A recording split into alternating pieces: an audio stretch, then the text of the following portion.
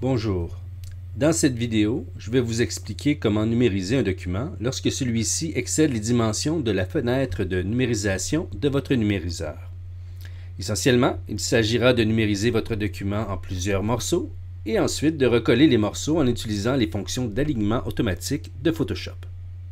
Donc, pour résumer, la première étape consistera à numériser le document en plusieurs morceaux, la deuxième à mettre tous les morceaux dans le même fichier, la troisième d'aligner les calques et la quatrième de corriger des imperfections s'il y en a.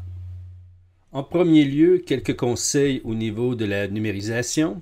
Arrangez-vous pour qu'il y ait un espace de chevauchement entre les différents morceaux numérisés.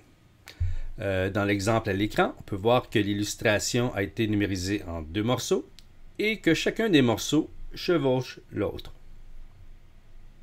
Au terme de la numérisation, vous allez vous retrouver avec un nombre plus ou moins élevé de fichiers, dépendamment de la taille de votre original. La deuxième étape consiste à regrouper toutes ces images dans un seul et même fichier. Vous allez ouvrir dans Photoshop tous les fichiers contenant les morceaux et les copier dans un des fichiers. Par exemple, ici, j'ai numérisé mon image en deux morceaux. Je vais copier le morceau 2 dans le fichier du morceau 1. Je vais donc afficher le panneau calque. Je vais sélectionner le contenu du calque, commande A. Je vais le copier, commande C. Je vais ouvrir l'autre fichier en cliquant sur son onglet et je vais le coller, commande V. J'ai maintenant les deux parties de mon image dans un seul et même fichier. Évidemment, si vous avez numérisé votre image en plus que deux parties, vous recommencez jusqu'à temps que l'intégralité des morceaux de votre image soit dans le même fichier. Sachez également que l'ordre d'empilement n'a pas d'importance. La prochaine étape va consister à aligner les différents morceaux entre eux.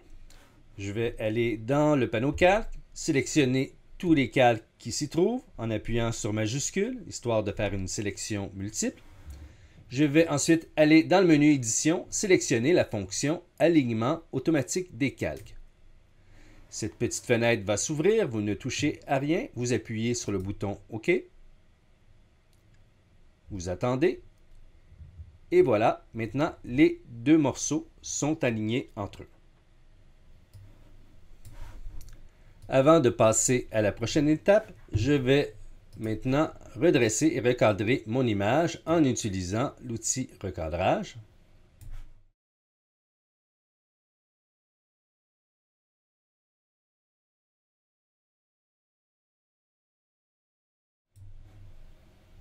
Voilà. La dernière étape consiste à corriger les imperfections s'il y en a.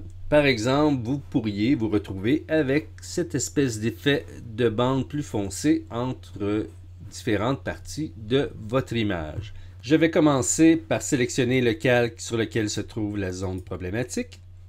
Je vais aller chercher l'outil lasso et je vais sélectionner le contenu du calque en omettant évidemment la zone problématique. Je vais ensuite créer un masque de fusion en appuyant sur ce bouton dans le panneau calque.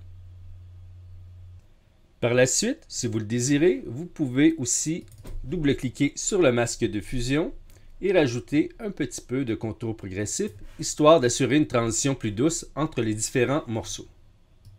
Pour les besoins de la démonstration, j'ai travaillé avec un dessin dont les dimensions ne nécessitaient que deux numérisations. Mais cette technique s'applique également aux dessins plus grands, nécessitant conséquemment un plus grand nombre de numérisations de morceaux. Sachez également que de nombreuses maisons de services offrent la numérisation grand format, ce qui peut être parfois une alternative pertinente. C'est ce qui conclut ce tutoriel. Merci pour votre écoute. Au revoir.